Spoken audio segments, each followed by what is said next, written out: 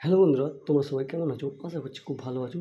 তো এটা ক্লাস 11-এর নিউটনের গতিসূত্র থেকে একটা বিরাট সুন্দর কোশ্চেন। এই কোশ্চেনটা সলভ করার জন্য আমাদের যাবতীয় যা কনসেপ্ট লাগবে আমরা এক্সপ্লেন করব, আর প্রত্যেকটা জিনিস ভালোভাবে বোঝার চেষ্টা করব। চলো তাহলে এবার অঙ্কটা পড়া যাক। বলছে একটা সিস্টেম দেওয়া আছে, যে বস্তু সংস্থার কী নির্ণয় করো, ত্বরণ নির্ণয় করো। আর 2 নম্বর কোশ্চেন হচ্ছে এ বস্তু দ্বারা বি বস্তুর উপর প্রযুক্ত বল নির্ণয় করো। ঠিক আছে বন্ধুরা, কোশ্চেন আমরা ভালো করে বুঝবো। দেখো এই যে সিস্টেমটা দেওয়া আছে, তাহলে এটা আমার এ অবজেক্ট আছে, আর এর পাশে যে একটা অবজেক্ট দেওয়া আছে, এটা কি অবজেক্ট দিয়েছে বলো? বি। আর এর ভর দেওয়া আছে দেখো 2 কেজি, আর এর ভর দেওয়া আছে 3 কেজি, ঠিক না? তাহলে একে একটা আমি বল দিয়েছি, বলের মান কত বলো? 10 নিউটন। আর এটা ঘর্ষণে মানে বল প্রয়োগ করলেই সমস্তটা চলতে শুরু করবে। মানে তুমি একটা কনসেপ্ট ভাবো, মনে করো তোমার কাছে একটা বই আছে, এরকম এই একটা বই আছে, আর ঠিক এর পাশে একটা বই আছে এরকম। আচ্ছা, তুমি যখন এই বইটাকে ধাক্কা মারবে, আচ্ছা এই বইটাকে ধাক্কা মারলে কি শুধু এই বইটা যাবে না সাথে এই বইটা যাবে? আচ্ছা সাথে এই বইটা যাবে। আচ্ছা এই বইটা কেন যাবে? কারণ এই যে 1 নম্বর বইটা আছে, এই 1 নম্বর বইটা 2 নম্বর বই একটা কী মারবে? ধাক্কা মারবে। তো ধাক্কা মারার জন্যই তো এই 1 নম্বর বইটাও যাবে না? কিন্তু আমি মেন ধাক্কা কোথায় মেরেছি? মেন ধাক্কা মেরেছি এখানে। কিন্তু এই ধাক্কা মারার জন্য কী হবে? এই 1 নম্বর বইটা 2 নম্বর বইকে একটা কী মারবে? ধাক্কা মারবে। আর প্রত্যেক ক্রিয়ার আমরা জানি সমান ও বিপরীতমুখী প্রতিক্রিয়া থাকে। তাহলে এই 1 নম্বর বইটা যখন 2 নম্বরকে একটা ধাক্কা মারলো, বললাম এটাকে বললাম এন মারলো। সিমিলারলি 2 নম্বরটাও 1 নম্বরকে একটা ধাক্কা মারবে, তাহলে সেটাও কত হবে? এন হবে। যদি আমি এই কনসেপ্টটা লাগাই, দেখো এখানে আমার একটা 10 নিউটন বল প্রয়োগ হয়েছে। তাহলে যেই 10 নিউটন বল প্রয়োগ হবে, তাহলে এই যে 2 কেজি বস্তুটা কী হবে? এর উপর একটা বল লাগাবে, এইটাকে বললাম এন। সিমিলারলি 3 কেজি বস্তুটাও তো 2 কেজির উপর একটা বল লাগাবে না, সেম পরিমাণ।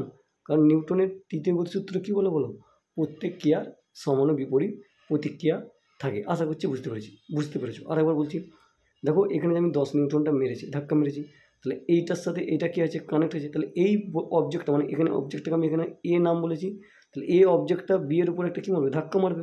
তাহলে এটাকে আমি বললাম এন। তাহলে এটাকে বললাম ক্রিয়া। আর আমরা কি জানি? প্রত্যেক ক্রিয়ার সমান ও বিপরীতমুখী প্রতিক্রিয়া থাকে। তার মানে এই এ বস্তুটা বিকে যদি এন মারে, সিমিলারলি এই বি মানে 3 কেজি বস্তুটা একে কত মারবে? এন মারবে। তার মানে এখান থেকে আমি কনসেপ্ট লাগাবো ফ্রি বডি ডায়াগ্রাম। কী লাগাবো বন্ধুরা? Free body diagram. তাহলে আমি প্রথমে 2 কেজির বস্তুটা নেবো, মানে এই অবজেক্টটাকে নিলাম। আচ্ছা এই অবজেক্টটাকে নিলাম। আচ্ছা এইদিকে কত বল দিয়েছি বলো? এইদিকে বল দিয়েছি 10 নিউটন। আর দেখো এইদিকে একটা বল লাগবে, প্রতিক্রিয়া বল। কে দিবে? বি অবজেক্ট দিবে। কেন? দেখো যেমন এ অবজেক্ট বি এর উপর একটা এন লাগাবে, সিমিলারলি বিও তো এর উপর একটা এদিকে একটা এন লাগাবে না? তার মানে আমার 2 কেজি অবজেক্টের উপর এখন টোটাল কতগুলো বল ক্রিয়া করছে বলো? দুটো বল ক্রিয়া করছে। 10 নিউটন সামনের দিকে ক্রিয়া করছে, আর এন কোন দিকে ক্রিয়া করছে? পেছনের দিকে। তাহলে আমি ধরে নিচ্ছি যে বস্তুটা আমার কোন দিকে যাচ্ছে বলো? সামনের দিকে যাচ্ছে।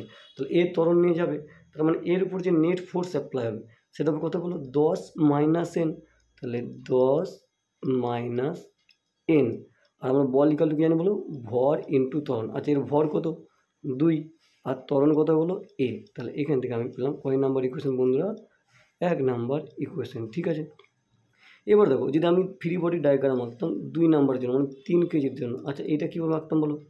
দেখো এটা 3 কেজি অবজেক্ট ছিল, তাহলে এইটা হয়ে গেল 3 কেজি। তাহলে এটা যদি 3 কেজি হয়, তাহলে দেখো এই 2 নাম্বার বস্তুটা মানে এই এ বস্তুটা বিকে একটা রিয়াকশন ফোর্স মানে প্রতিক্রিয়া বল দেবে। তাহলে সেটা কত হবে? এন হবে। তার মানে এর উপর একটা বল লাগবে, সেটা হবে এন।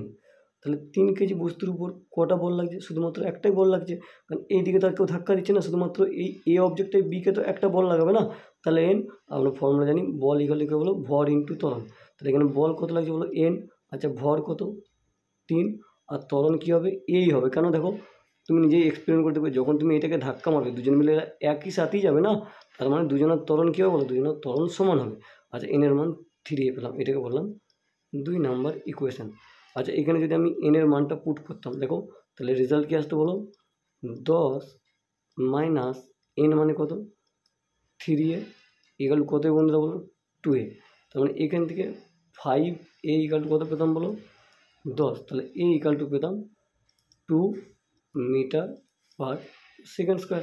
5a কেন হলো? কারণ 3a এটা এদিকে নিয়ে গেলে 2a প্লাস 3a। বাট তাহলে আমি 1 নম্বর কোশ্চেন পেয়ে গেলাম। তাহলে সংস্থার যে ত্বরণ হবে সেটা কত হবে বলো, 2 metre per second square, 2 metre per second square. তাহলে এটা আমার 1 নম্বর কোশ্চেন সলিউশন হলো। এবার 2 নম্বর কী বলেছে দেখো, এ বস্তু দ্বারা বি বস্তুর উপর প্রযুক্ত বল। আচ্ছা এ বস্তু দ্বারা, তাহলে এ বস্তু দ্বারা বি বস্তুর উপর প্রযুক্ত বল কত ধরেছি বলো, এন ধরেছি।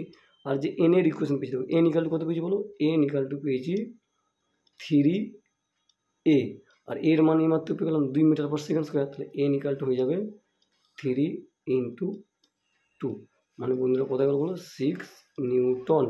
তাহলে আমার এখানে কত বল লাগবে, 6 নিউটন। তার মানে এটার যে অ্যান্সার হবে 6 নিউটন। তাহলে এ বস্তু দ্বারা বি এর উপর প্রযুক্ত বল কত হবে বলো, 6 নিউটন। সিমিলারলি এই বি অবজেক্ট দ্বারা এর উপর প্রযুক্ত বল কত হবে বলো, কত হবে, 6 হবে। তাহলে 6 যদি হয় দেখো, এবার যদি কোশ্চেনটা ভালো করে দেখো, তার মানে ই এইদিকে কত বল প্রয়োগ করেছে, এটা 6 আর এইদিকে 10, তাহলে 10 মাইনাস 6 মানে 4, আর এটা 2 আছে, মানে সেক্ষেত্রে অ্যান্সার কত আছে, 2 মিটার পার সেকেন্ড স্কোয়ার। আশা করছি কনসেপ্টটা বুঝতে পেরেছো।